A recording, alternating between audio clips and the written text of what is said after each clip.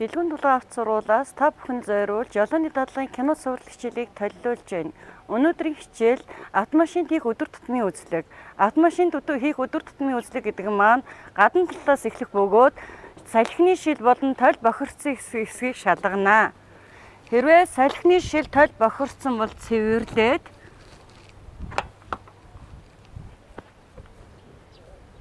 цэвэрлэж өгнө. Ингэсний дагаар автомашины доогуур техникийн шингэн гойцсон хэсгийг шалгана. Доогуур нь тонгоогоод техникийн шингэн гойцсон байвал чухам хаанаас гойцсон хэсгийг шалгана. Ингэж шалгахын тулд автомашины капотыг онгойлгож аржаатар буюу доогуур хөдөлгүүрийн доороос доогуур тос хайсан хэсгийг шалгана. Автомашины гадна очны шалгаж дуусны дараагаар дугуйн хин даралт буюу дугуйны болтыг шалгана. Хамгийн түрүүнд дугуйны хин даралтыг шалгахдаа хошууны таглаг амгаалтын тагийг авч зориулсан даралт хэмжигч манометрээр ингэж шахаж хэмжинэ. Дугуйн даралт 2 байна. Ерөнхийдөө зуны улирал буюу 2 багт боломжийн гэж үзээр энэ үйлдэлийг 2-оос 3 удаа давтаж хийнэ. Энэ нь яах нь вэ? Хин даралтыг тодорхой зөв хэмжиж өгдгийг баттгахж өгөх ёстой. Дугуйн хин даралтыг хэмжсэний дараа дугуйн бэхэлгээг шалгана. Бэхэлгээг шалгахдаа дугуйн дорцоо буюу тусгай зориултын түлхүүрээр дугуйг нарны дагуу буюу зүүнний дагуу ингэж сөөлжүүлэн шалгах нэ.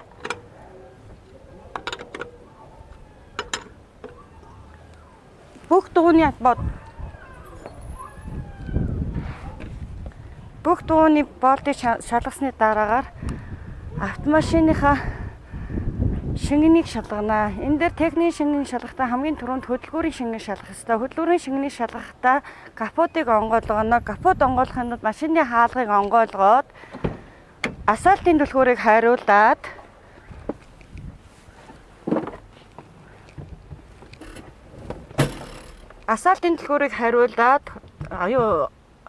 хүч дамжуулах араа хөшүүргнээс нь салгаж зогсоолын торомсыг тултан дээш нь татаж өгнө.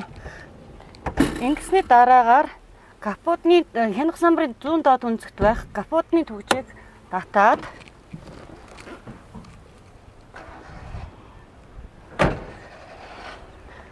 капотыг онгойлгохдоо шил арчуурын шойтог урагшаа гозоос хэсгийг шалгаж өгнө. Энэ маань шил арчуурыг эвдэх буюу капотондоо сэв тогтоох аюултайг анхаарах хэрэгтэй. Капотны түгжийг онгойлгохдоо зөвшөөргийг дээш нь татаж өгөөд гараараа туулаад зориултын тулгуур буюу хавилт нь хийж өгнө. Зарим нэг хин амортизатортой сүүлийн автомашинууд ихэвчлэн хин амортизатортой болсон учраас гарны оролцоо шууд өргөнгөт өөрөө автоматар сөхөгддөг байх нь. Механик гар ажиллагаатай юуг бол одоо хавилт нь хийж өгөө капотаа онгойлгоно.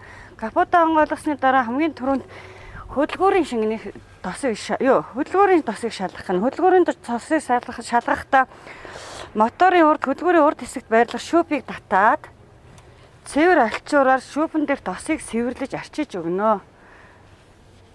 Арчиж цэвэрлсэний дараа шүүпийг буцааж хийгээд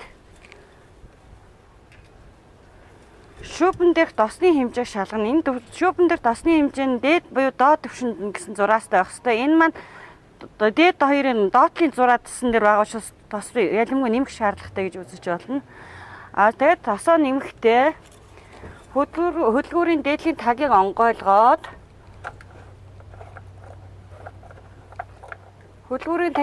энэгээр тосоо хийгэн гутаа баг багаар хийж байгаа шүүпээр хянаж тосныхаа хэмжээг шалгах нэ.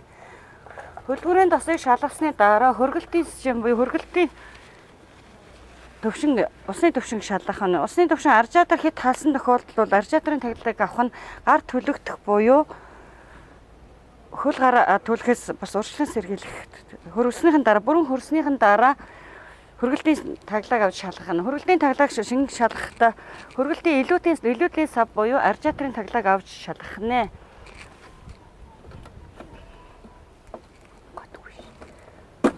За энэ дотор шингэн ерөнхийдөө байна. Энэ манай хөргөлтийн шингэн шалгасны дараа торомсны шингэн буюу хүчлүүлэх аппарат шингэн шалгах нь.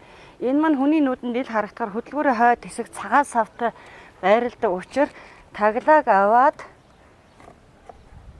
шингэнэ харах нь байна. Шингэний гадна тал савны гадна талын гадаргуун дээр дээд доод гэсэн төвшинг заалтсан байсан учраас энэ цагаан савнд ил харагдаж байна. Энэ дээд доод төвшингийн гол байгаа учраас шингэн бол хэвэн байна гэж үзнэ.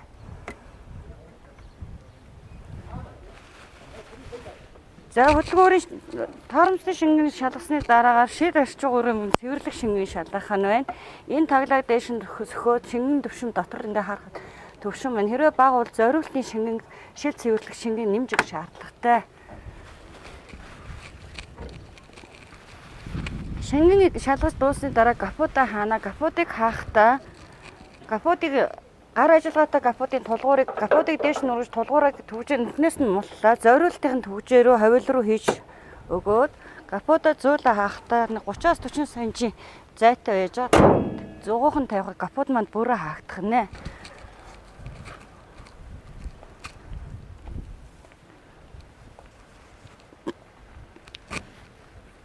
Одоо гадна талын гэрэлтүүлэх хэрэгслээ ерөнхийдөө шалгах ёстой. Гэрэлтүүлэх хэрэгсэл гэдэг маань урд буюу аврын буюу жижиг гэрэл, хол ойрын гэрэл, ухрах харааны буюу тоормсны гэрэл байх ёстой. Тоормсны гэрэл буюу ухрах харааны гэрлийг шалгахдаа бусдын тусалцааг авах ёстой. Нааша гараад ирдэ. Нэг хүн гараад ирдэ. Мөнх олд гараад ир. Ар зогсчоод ухрах харааны гэрэл буюу тоормсны гэрлийг шалгахдаа тусалцаа авж ийн хүнээс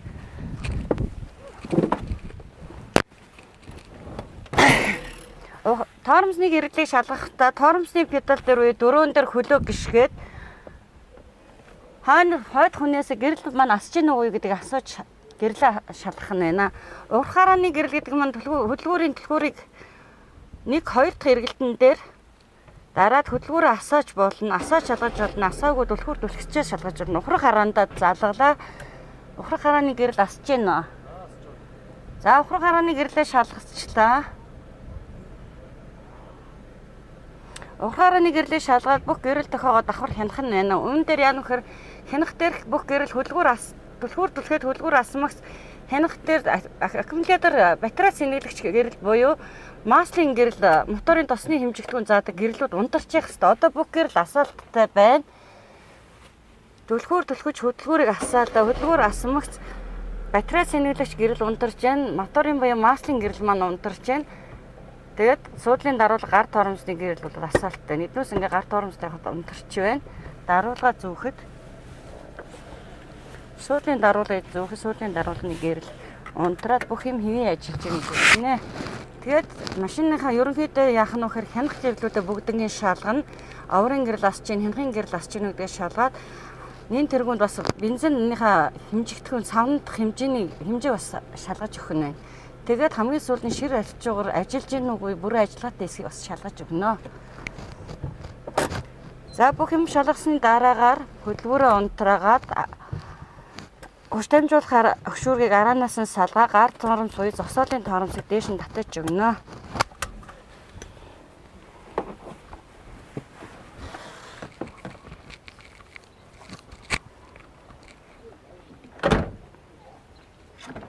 Автомашин заавал байх зүйлс гэвэл ослын зогсоолын тэмдэг, эмийн сан, запас дугуй, галын хор, дугуйны дорцов, данхараад байх ёстой. Та бүхэнд амжилт хүсье.